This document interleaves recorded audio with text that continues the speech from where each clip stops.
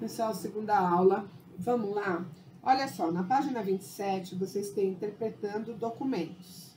Vocês vão ter que ler e responder a questão abaixo. É uma questão simples, né? Quais dos pontos destacados na descrição você identifica como traços que ainda estão presentes entre os norte-americanos na atualidade?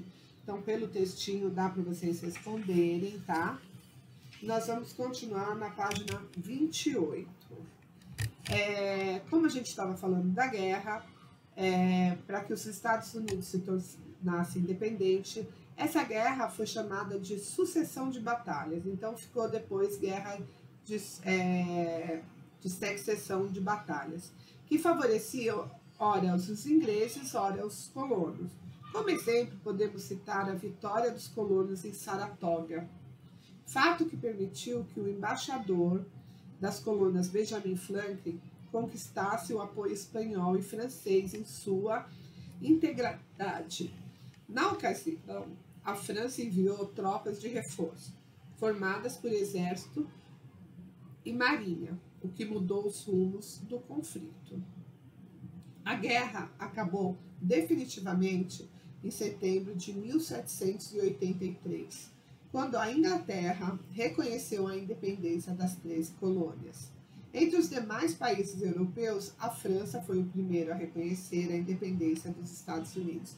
A partir daquele momento, de 1783, as 13 colônias chamavam Estados Unidos da América. A pesquisa vocês podem pular. Aqui tem uma curiosidade, né? E embaixo, a fundação de uma nação. Antes disso, a gente vai falar sobre essa curiosidade para os indígenas norte-americanos. A independência não foi um fator positivo. Depois dela, houve uma grande movimentação expansionista dos povos da Inglaterra indo para essas colônias que se tornariam Estados Unidos da América. E para os índios, eles já tinham perdido, houve uma série de mortes, por conta da dominação das colônias, e a partir daí tem muito mais combate, porque eles não aceitavam ficar sem o território deles. Então, os escravizados africanos não sentiram um grande impacto em sua vida, porque tinha escravizados africanos lá, porque eles não eram independentes de qualquer jeito, eles continuariam sendo escravos.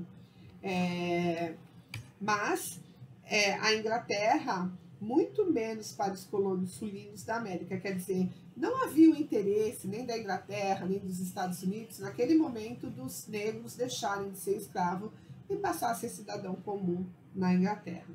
Assim, os escravizados permaneceram em igual condição, realizando os mesmos trabalhos para os mesmos mandantes e recebendo o mesmo tratamento que recebiam antes da conquista da independência. Então, quer dizer, para escravizado não mudou absolutamente nada.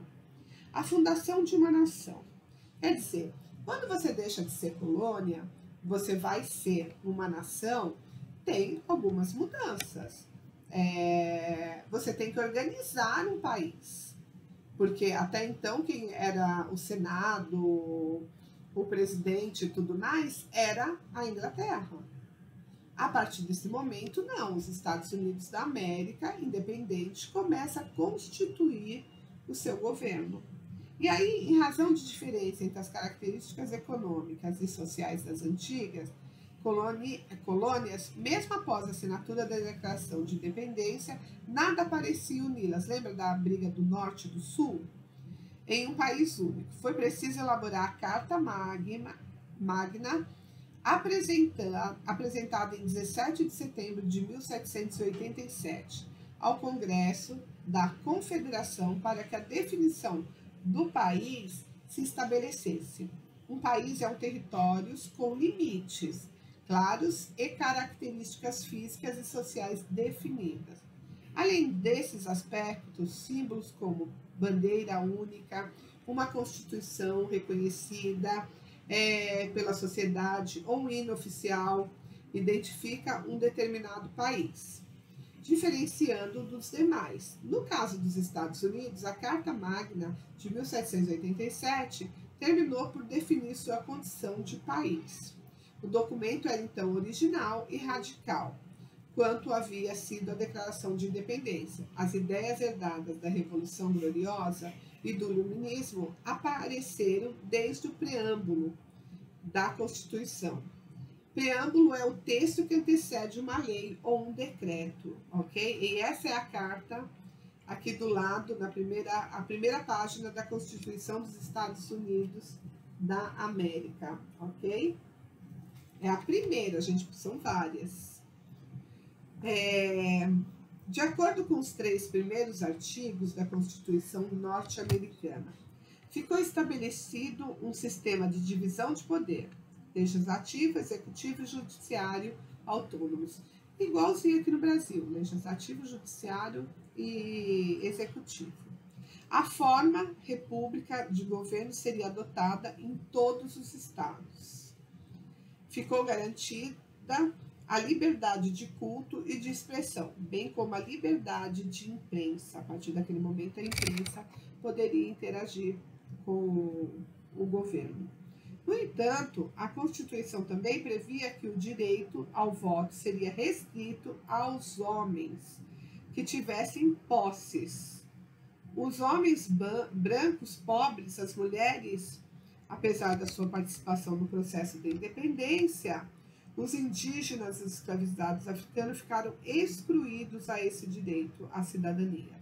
Além disso, a liberdade defendida desde o preâmbulo do documento de início não foi aplicada aos escravizados. Quer dizer, eles lutaram, ajudaram a conquistar a independência, mas na hora na Constituição eles não eram protegidos por lei.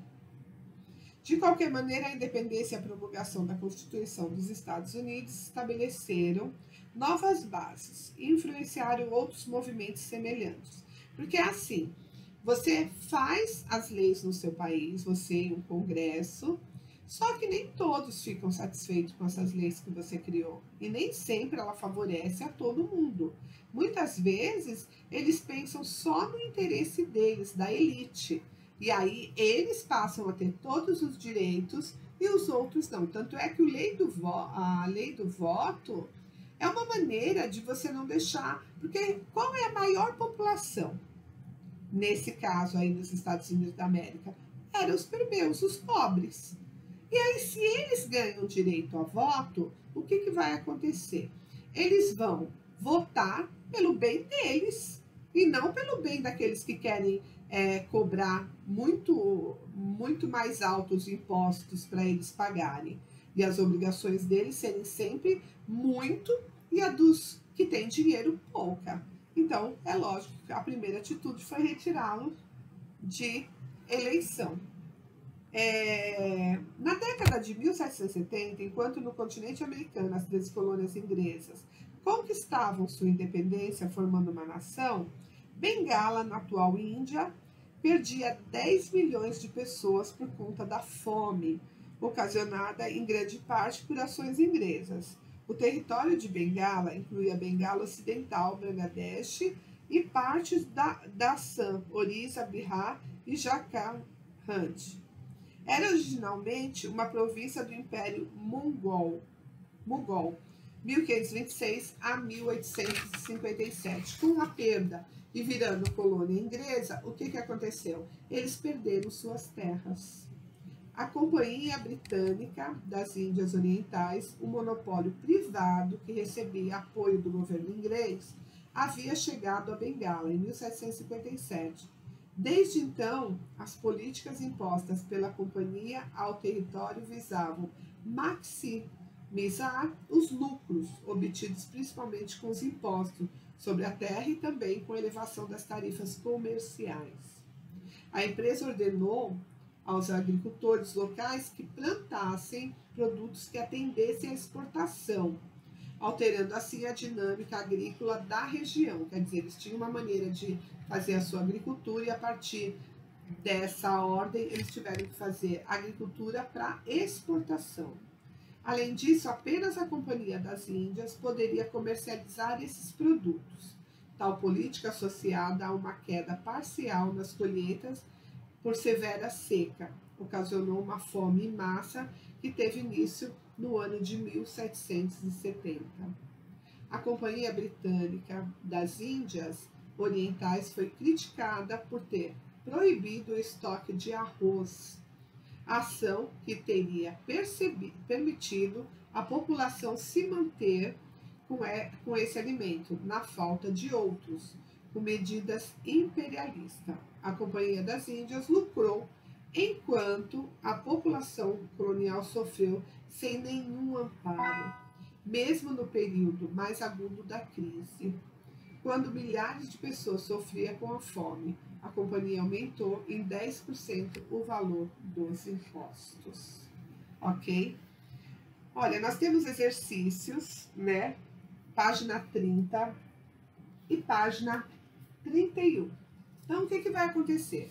No primeiro e o segundo vídeo, eu vou estar colocando na primeira aula, e na segunda aula, vocês vão estar fazendo esses exercícios, ok? Tchau, fiquem com Deus, gente. Até a próxima.